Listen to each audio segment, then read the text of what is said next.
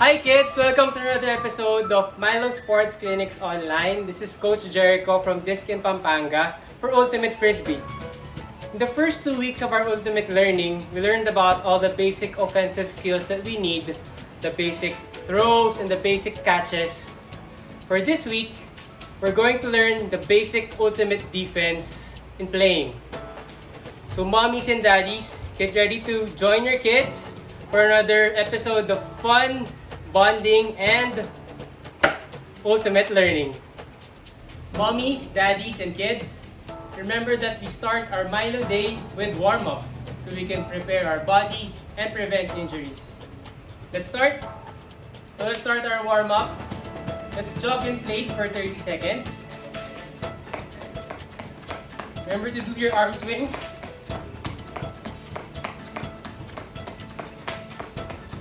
Next, we do jumping jacks for 30 seconds. Remember to keep your arms wide and jump as high as you can. Now let's do some high knees for 3 rounds.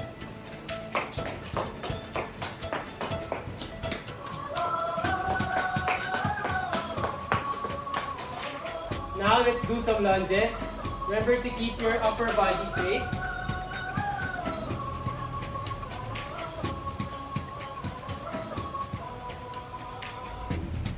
Backward.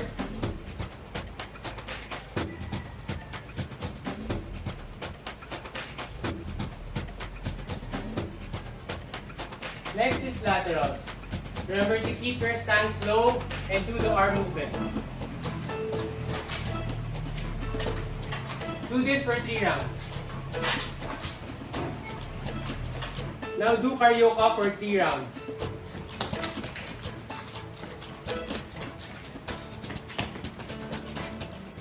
Next, we do some skips with arm circles. So, forward arm circles. Backward arm circles. Do this for 3 rounds. Now, for our last warm-up exercise, let's do some sprints with stutter steps. So, feel free to maximize your space. Run towards the cone as fast as you can. Then stop by doing tiny steps. For example, back pedal towards the first cone. Let's do this for 3 rounds.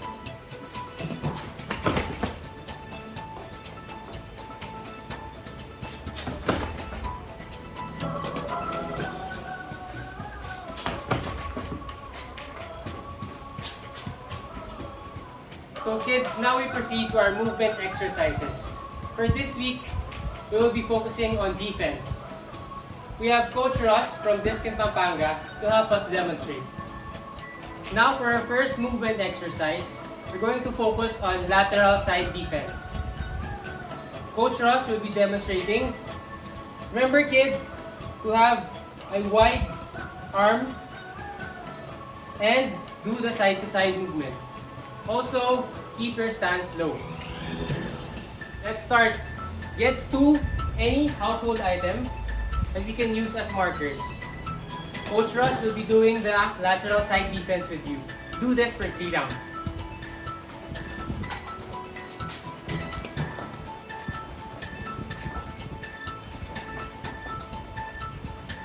For our next movement exercise, we need one more marker and we're going to do triangle marking. So Coach Ross will be demonstrating it again for us. Kids, what we do is, from the first cone, we do stutter steps, then back pedal, then lateral. All this while keeping our big arms to the side. Coach Ross will walk us through the exercise. So, from the first cone, sprint to stutter steps to the second cone. Back pedal to the third cone, then laterals. Do this for 3 rounds.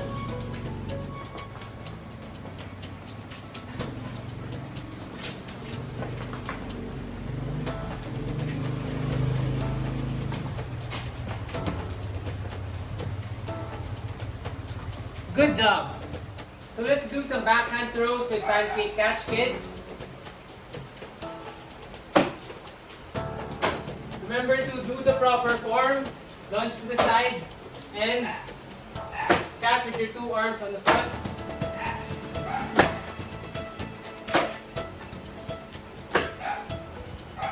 Remember your follow through.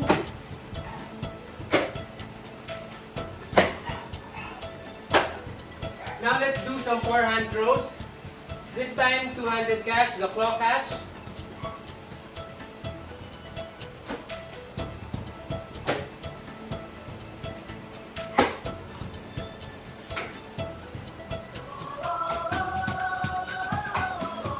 So let's do some forehand throwing.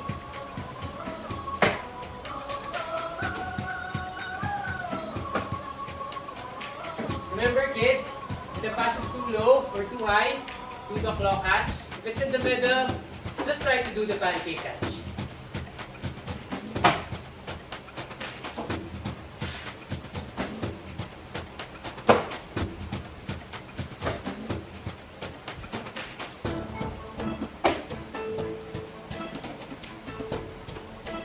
So kids, just keep practicing your throwing and your catching until it feels natural.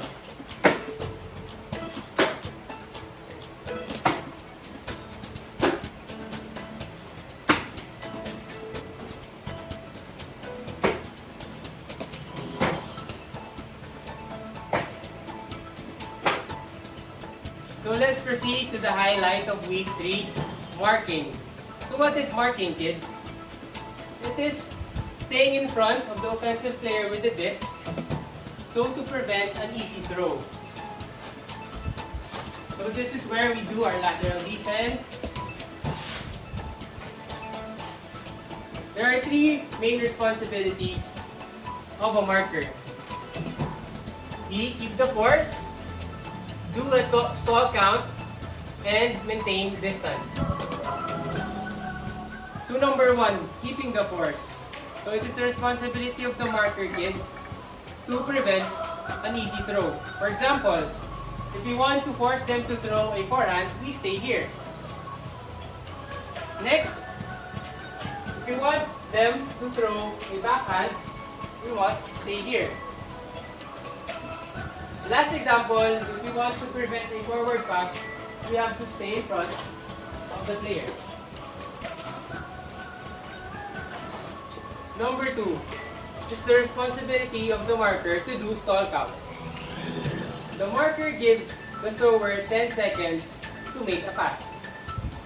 We start the stall count by saying stalling 1.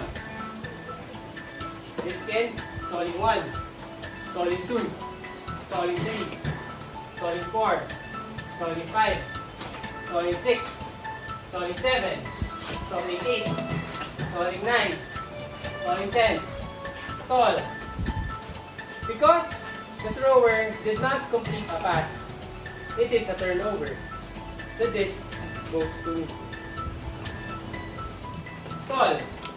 Because the thrower is not able to complete a pass within 10 seconds, the possession of the disc goes to the defense because it is now a turnover. And number 3, just remember to maintain distance. The marker should maintain a proper distance between the thrower. Now, mommies, daddies, and kids, let's do a defensive drill so we can practice our marking. This is called a 3-man drill. We take turns in being a marker, thrower, and catcher. Let's start. So I will be starting as a marker. Remember to do the 3 main responsibilities of a marker, okay? Diskin, stalling 1, stalling 2, stalling 3, stalling 4, stalling 5, stalling 1, stalling 2, stalling 3, stalling 4. Diskin, stalling 1, 2, 3, 4, 5, 6, 7. Whoa! So we end our MILO day with cool down. So remember, this is important, kids, so that we can slowly relax and lower our heart rate. Let's start with knee hugs. 1, 2, 3, 4, 5, 6, 7, 8, 9, leg. 1, 2, 3, 4, 5, 6, 7, 8, 9, 10. Next is leg cradle. 1, 2, 3, 4, 5, 6, 7, 8, 9, 10. Other leg. 1, 2, 3, 4, 5, 6, 7, 8, 9, 10. Next, lunge forward. 1, 2, 3, 4, 5, 6, 7, 8, 9, 10. Switch. 1, 2, 3, 4, 5, 6, 7, 8, 9, 10. Next, reach for your foot. Breathe in, breathe out. Count. 1, 2, 3, 4, 5, 6, 7, 8, 9, 10. Switch. 1, 2, 3, 4, 5, 6, 7, 8, 9, 10. That's it. Good job, kids. So now we already know the most basic offense and defensive skills in Ultimate. Get ready to play the game next week. Remember to practice your throws, your catches, and your defensive markings. Mommies and daddies, thank you for joining your kids today. Stay tuned for our final week of MILO Sports Clinics Online. Again, this is Coach Jericho from Pampanga for Ultimate Frisbee.